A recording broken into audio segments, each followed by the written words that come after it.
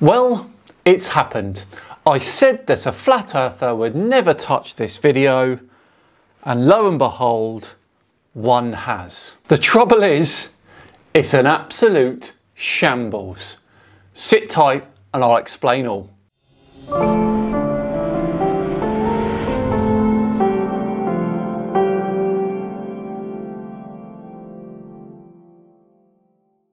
Hello all and welcome along to another episode of Flat Earth Friday with me, Simon Dan. Thank you very much for joining me. Before we begin today, a huge thank you to the sponsors of today's video, Raycon. Raycon is disrupting the electronics industry by making great sound for everyone. Their wireless earbuds start at half the price of other premium audio brands. Co-founded by Ray J, Raycons have celebrities obsessed with them, including Brandy and Snoop Dogg. Raycons give you 8 hours of playtime and 32-hour total battery life, plus seamless Bluetooth pairing and a more compact design for a comfortable noise isolating fit. You can use earbud tap functions to toggle between 3 customizable sound profiles, noise isolation and awareness modes. Now Raycon offer their wireless earbuds in a range of fun colours and patterns, with a variety of fit options and no dangling wires or stems. Now it's full on summer here on the south coast of England. Because I can't run at the moment due to having a dodgy spine, I'm getting the ultra long dog walks in whilst listening to my favourite podcasts on my Raycons. Click the link in the description box or go to buyraycon.com/SimonDan to get 15% off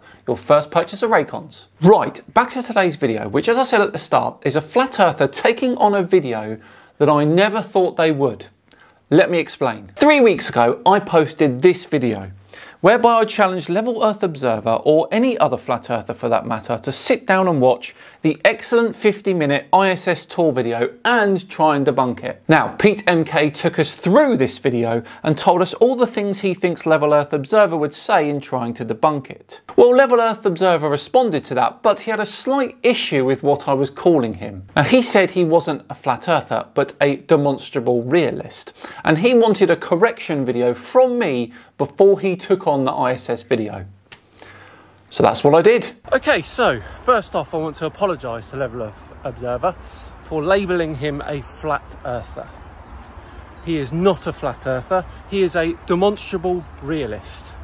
That's how he wants to be known, a demonstrable realist. So we'll call him a demonstrable realist.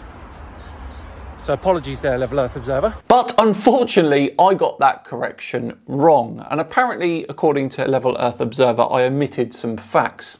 So I made a correction of the correction.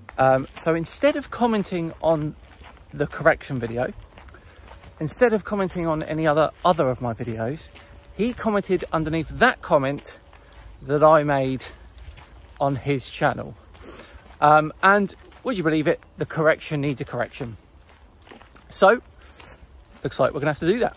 But by then, Level Earth Observer had had enough of me, so he put it to his regular viewers and asked them to vote on whether or not he should try and debunk the 50-minute ISS tour video. Unfortunately, they have all got the self-inflated ego thing as well, and they thought it would be easy for Level Earth Observer to debunk it, so most of them voted yes. Now, Level Earth Observer released his debunk at the weekend, and I've got to admit, it is the most laughable debunking I have ever seen. I'm going to stop blabbering on and we're just going to watch this fail unfold.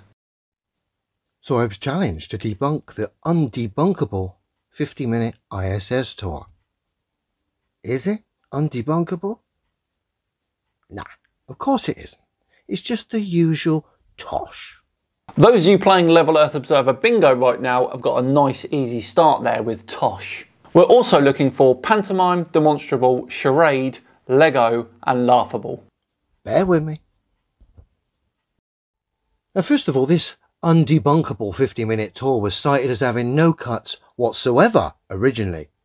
Well, possibly when we first started talking about this video, yes, but Pete MK did say there was at least one cut in the middle of the video where they were about to look through the cupola but realised it was dark down on Earth, so they said they'll come back later when it was light so they could get a better view out of the cupola. Now admittedly, I didn't see that second cut, but there are 3 cuts.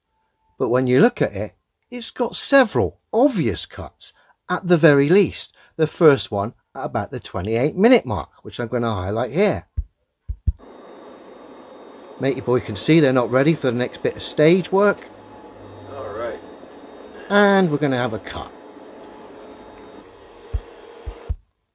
Now I'm going to fast forward to the second cut. Now this means he either didn't watch all of it, or he did and he omitted the part where Stephen Swanson says they're going to come back later because it's too dark down on Earth. So, again, the only place we have anything though, right now, is Nader. And Nader down here we have is a cupola. And right now, unfortunately, it's dark out, so maybe we'll take a look at that a little bit later. But all of that is irrelevant, because before that cut with the cupola in the middle, there is a cut at the beginning at about 1 minute 27. So that means there's a section of 27 minutes of total uncut footage. 27 minutes of an astronaut being weightless and interacting with weightless items. 27 minutes of an iPad floating around in there. It actually floats fully without Steve holding it for over 3 minutes in total in that 27 minutes. Yes, I went through and counted that. All of which you seem to have ignored. Take 16 minutes 5 seconds into the tour, for example. Steve interacts with breakfast items that are in a box floating around. My point is that this 27-minute section completely rules out the parabolic flight excuse, because you can only get 30 seconds of weightlessness at a time using this method. So that means your only logical reason for this floating around has to be wires. But Steve passes through multiple hatches with an iPad, a floating iPad, and interacts with breakfast items floating in a box. They can't all be on wires, Level Earth Observer. I honestly thought you were going to address these things. I wonder why you didn't. Which shouldn't have been there, based on what I was originally told by a group of fantasists. Now the second cut that shouldn't have been there is about the 42-minute 22-second mark, as we're about to see here. Right there. And get ready, Try to get there. cut. This will get part of it. So there's two blatant obvious cuts there, okay, in the footage that shouldn't have been there based on what I was originally told. And the reason for that is this isn't live footage, okay? Of course it's not live footage because it's cited as the best evidence out there, flawless. So they wouldn't cite live footage where they'd put themselves at the risk of people like myself highlighting the ball. No one ever said that it was live footage, but the point remains. There are only 3 cuts in 50 minutes of footage. Even with those 3 cuts, it still destroys parabolic flight excuses. That was the point of highlighting the small amount of cuts. A point you seem to have brushed off and are more concerned that there are more cuts than we originally stated, even though there's still few cuts to help you. In the live footage, they allow themselves excuses. But because this isn't live, because this has got cuts to highlight that, and of course you wouldn't cite your best footage out there as evidence for the space industry being live. You'd have it done properly, as they've done. Remember, this is cited as flawless and undebunkable. It's got 2 cuts that shouldn't have been there, and we're about to destroy this silly charade. Another one for the bingo. Right, now watch the astronaut's right hand here as he transitions from one section of the ISS to another. Something I'm sure you're also not going to address into how that works in your fake ISS world. But as he's doing so, the special effects department didn't quite get things right. And again, giving the game away, and very telling that it's at a transitional point from one section to another where this flawless footage comes unstuck. Like I say, watch the astronaut's right hand. His fingers actually go through solid metal. It's on loop. We'll zoom it in and slow it down in a minute. Look, his fingers go through solid metal. Do they? Because I'm not seeing that. So we've already destroyed this silly charade. And do you know what? I haven't even seen all the footage. I've only seen 15 minutes of it, and I've already destroyed it. But let's zoom in and slow this tosh down. And then when we zoom in and slow this silliness down, we can see this meltdown in all its glory. So a compression artifact, that's your debunking. Even your own supporters aren't convinced. Look, I usually agree with you, but that metal and finger analysis needs to be re-examined, bruv. It looks legit to me, like he's using the ledge to pull off on. Still think it's a sham, but I'm about honesty. You rock, brother, and I'm not disagreeing with you, but I do see a miss on the metal and finger thought here. Cheers, and keep it going, brother. So that is an absolute fail, isn't it? What else have you got, Level Earth Observer? It's on loop. Our friend here, who's supposed to be part of something that's undebunkable, has just made a mockery of all his friends that cited this tosh as proof that demonstrable reality was wrong. Incredibly, he's either incredibly talented and has the ability to put his fingers through solid metal, or we've had a bit of a special effects meltdown here, exposing this silly charade. Now, believe it or not, that is it. That is Level Earth Observer's debunking of the 50-minute ISS tour. What do we all think? Rubbish?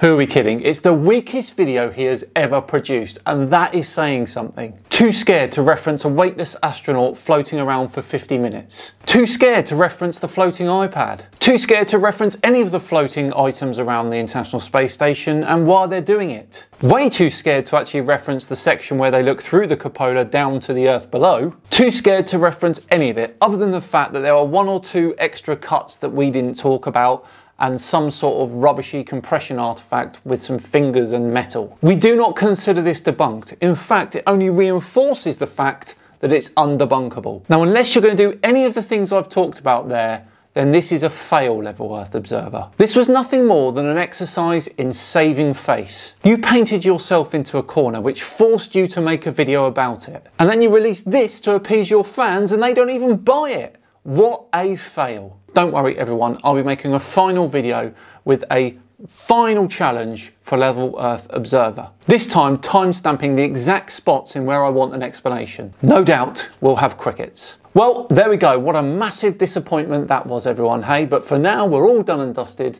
for another Flat Earth Friday. Thank you so much for watching today. It truly is appreciated. If you enjoyed today's episode, which I hope you did, please do consider subscribing to the channel and hit that like button too.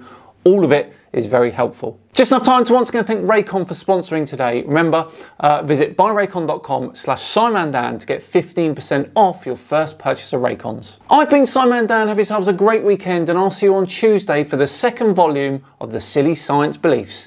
See you then.